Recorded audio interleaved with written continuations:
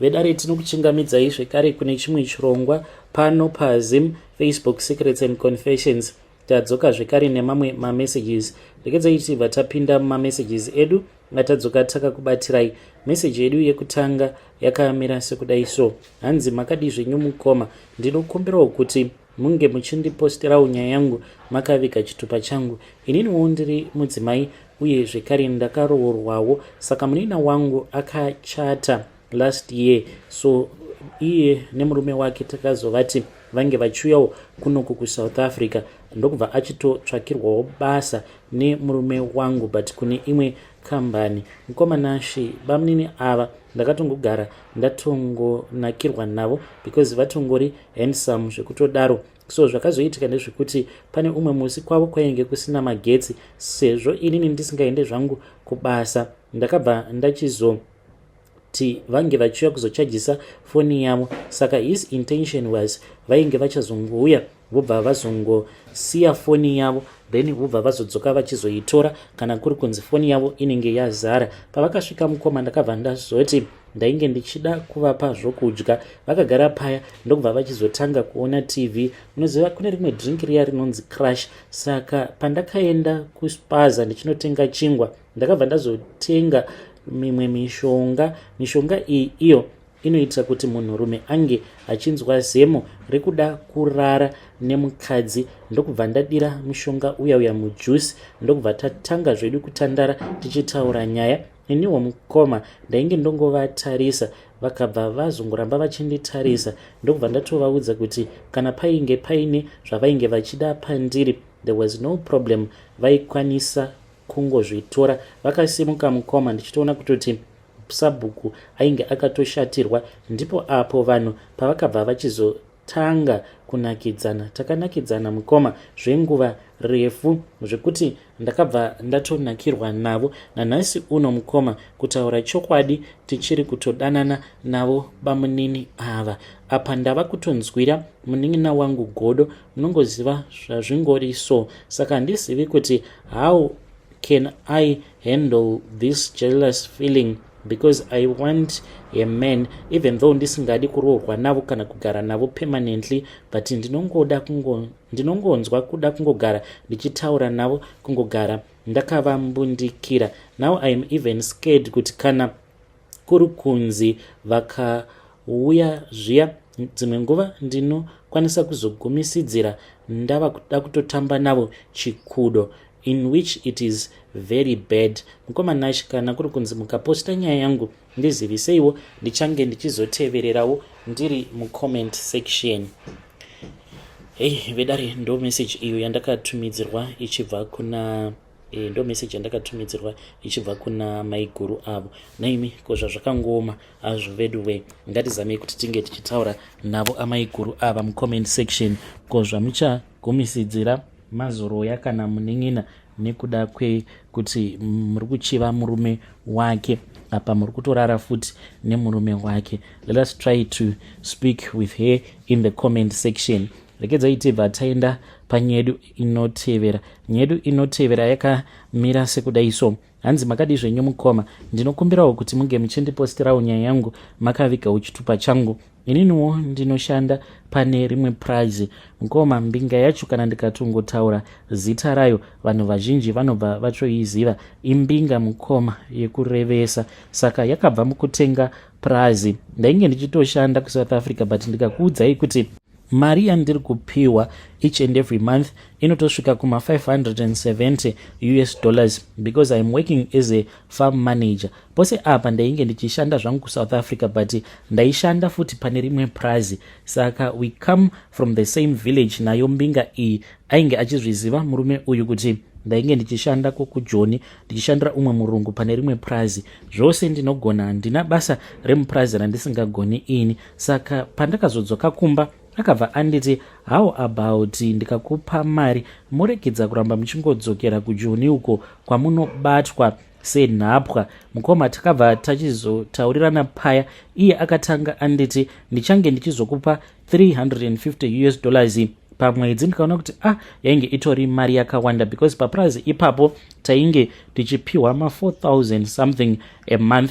Ndokubva ndabvuma paya nemudzimai wangu tinoshanda uye zvekare tichigarapo papurazi apa. Isusu ndisu tinogara mumain house, but hatishandise main house yose, yakazogadzirwa in such a way mukomanashi kuti kunyange ivo vakauya vanenge vari on the other side of the main house, isusu tinenge tiri on the other side.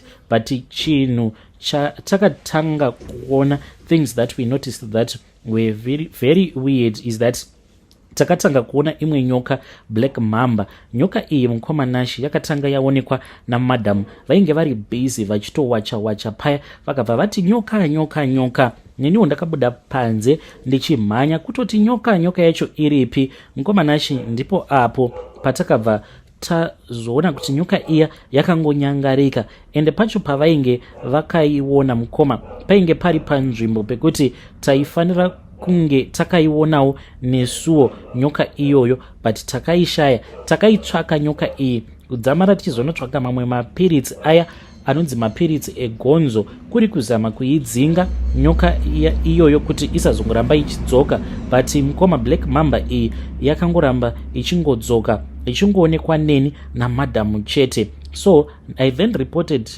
to the boss ndichimuudza kuti papurazi painge paine nyoka, sezvo tichiita zvekupfuwa huku uye zvekare pane mombe. Ndikabva ndati zvimwe kuda nyoka iyi yaikwanisa kuzopota ichipinda ichidya mazai kana kuzotopedza huku dzose. Zvadaro mukomanashi bosi vakabva vazouya, hwainge huri usiku, vakauya nen'anga. Mufunge zvenyu, shuwa kutouya nen'anga chaiyo. Vakabva vazotimutsa paya, takabva tachizonzi taifanira kuti tinge tichigezeswa nayo n'anga iyaya. Takazogezeswa nayo n'anga iya. Ko taigoramba sei? Nekuda kwekuti ndibosi kamukoma unenge uchinyengerera basa. Mukomanashi takabva tachizonzi pane zvimwe zvinhu zvataizopota tichiona papurazi apa, ende kana taona chatinenge taona, vamwe hatifanire kuti tinge tichizovaudza. Nerimwe zuva mukoma ndakamukira ainge ari makuseni, it was harvesting season yemadomasi. Ndainge ndiine macrates andainge ndichida kutakura ndinge ndichizonomasiya kumunda in time. Mukomanashi ndakati ndichinomutsa tractor iya yakabva yatanga kutaura. Mukomanashi ndakavhunduka because ndakanzwa voice rainge richitaura richiita sekunge painge paine munhu pasi petractor. Munhu uya akataura achiti, ko ndianiko anondimutsa rungwanani rwakadai ndichiri nehope kudai? Ko ingawani zvandarara usiku hwose ndichingoshanda? Ko ava kundimutsa ndiani? Ndakavhunduka ndakati ndichiburuka mutractor muya, ndokubva bosi vangu vatondifonera vakabva vanditi, nokora ivhu iko zvino paumire ipapo. Kana wanokora ivhu chiitira weti mumaoko ako wakapfumbata ivhu iroro, then wobva wazodya ivhu racho. Ndokubva ndazoita saizvozvo. Kusvika pari zvino bosi vangu he never gave me any explanation as to why ndakanzwa munhu akataura ari pasi petractor. Munongozviziva kuti tractor yakangoshama mukoma, you can see everything. I looked everywhere ndichiti zvimwe kuda ndichaona munhu, handina kana munhu wandakaona. And worst of all, ivo bosi vangu kwava kundifonera paya vachinditi ndinge ndichiitira weti mumaoko angu mushure mekunge ndanokora ivhu. So mukoma ndiyo nyaya yangu iyo yandiunza pano. Madhamu iko zvinozvi ivo vari kuti zviri nani kuti tinge tichirisiya basa racho, even though madhamu vaine kapaycheki kavo, iniwo ndine kapaycheki kangu. Saka mubvunzo wangu kune vedare unoti iwo, naimi ko kana kuri kunzi tikaendawo kun'anga tobva tanopiwawo mishonga nekuti inokwanisa kutichengetedza, tinokwanisa kubudirira here? Zviriko here kuti unokwanisa kushandira munhu anenge akaromba then iwewe hauzosangani nemaproblems? Please mukomanashi, kana kuri kunzi mukaposta nyaya yangu ndiziviseiwo, nekuti ndichange ndichizoteverera mucomment section. Zvakawanda kani zvinoitika papurazi apa mukoma, zvimwe zvinotyisa, zvinokatyamadza, zvimwe zvacho zvinotongoda kuti kana vemakamera vange vachiuya vachizvionera. vedare ndo message iyo yandakatumidzirwa ichibva kuna kuna mukoma vedu. Zvakangooma hazvo vedu we. Can you just imagine kuti tractor unonzwa tractor ichitaura pakaipa kokuzonzi itira weti muruoko rwako then wobva wadya mavhu acho iwawo. Pakaipa. Let us try to speak with him in the comment section. Regedzai tibva taenda panyedu inotevera. Nyedu inotevera yakamira sekudai so. Hanzi makadi zvenyu mukoma, ndinokumbirawo kuti munge muchindiposterawo makavigawo chitupa changu. Mukoma nacho ndinoda kureurura kuti basa iri reuprofita randinoita mukoma ndichongoriwo murevi wenhema. Ini handina kana chipo chandimbori nacho ini, asi ndakangoitawo masanga ndokubva ndazosangana neimwe n'anga yekumozambique. N'anga iyi mukoma nacho yakabva yazoti yainge ichida kundibatsira, saka ndakabva ndachizopiwa simba. Ndingori nesimba rekuti kana munhu kana kuri kunzi akauya kwandiri paya achida kubatsirwa neni, ndinoita sekunge ndinonzwa mavoices anenge achitaura neni. Mavoices awa anotondiudza kuti munhu uyu dambudziko rake riri pakati nepakati, but after ndabetsera munhu uya mukoma ndinotomboita nguva yekuti mukadzi wangu anotanga kurwara, in which mukadzi wangu haatozvizivi kuti basa iri randiri kuita riri kutipa mari ndo rinombopota richimurwarisa. Ndinotorota mukoma, ndinotorota mudzimai wangu achitoitwa bonde nezvikwambo. Ndinotoona tudhara tunenge turi twupfupi tunotouya twobva twatotanga kutorara nemudzimai wangu, ndokusaka achizongogara achinzwa chibereko. Mukoma nacho ndiyo confession yangu iyi yandiinayo. Kana iri semari mukoma, mari tinotobata mari zvekuti mwedzi woga sometimes ndinokwanisa kutobata mari inenge ichitosvika kana kuma 6,000 to 7,000 rands mari yandinopiwa. Ende ndichiti kuzonobata mari yakawanda kudaro, musafunga kuti anenge angori munhu 1 anongondipa mari iyoyo ka1, but inini mutemo wangu ndewekuti handikubatsiri kana usina kuburitsa mari. Saka munhu akatouya ndotomuti kana 300 400 rands ndo maitiro atiri kuita mari awa munyika ino yevatorwa. Apa ndanga ndafunga kuti ndinge ndichienda kunopiwa tsvimbo, because ndakanzwa kuti hanzi kune imwe tsvimbo yekuti kana ukaipiwa iyoyo hanzi inopota ichishanduka kuita nyoka, inonzi tsvimbo yaMozisi. Hanzi tsvimbo idzi dzinowanikwa kuMozambique. Saka ndikufunga kuti sezvo ndakagara ndakapiwa mishonga yandakapiwa, zviri nani kuti ndinge ndichingogara ndapedzisa basa racho ndongopiwawo nyoka yangu yandinofamba nayo inenge ichizondibatsira. Mukoma nashi kana mukaposta nyaya yangu ndiziviseiwo, ndichange ndichizoteverera mucomment section. Kune vanenge vachida kubatsirwa neni, kune vanenge vakasununguka vanoda zvavo kubatsirwa neni, aiwa ndichazokupai mafone numbers angu ndozokuudzai motanga kupa vanhu manumbers angu. But chokwadi ndichocho mukoma, inini handina zambuko randinokwanisa kupa munhu, asi chandinokwanisa kungoita ndechekuti ndinongokuudza dambudziko rako raunenge uinaro. Iwewe ndiwe unozosarudza kuti uchaita sei mushure mekunge ndakubatsira. Vedari ndo message iyo yandakatumidzirwa ichibva kuna madzibaba avo. Ngatizamei kuti tinge tichitaura navo madzibaba ava mucomment section. Zvakangooma hazvo veduwe, pakaipa. Strange things indeed they do happen in this world. Rekedzai tibva taenda panyedu inotevera. Nyedu inotevera yakamira sekudai so. Hanzi makadi zvenyu mukoma, ndinokumbirawo kuti munge muchindiposterawo nyaya yangu makaviga chitupa changu.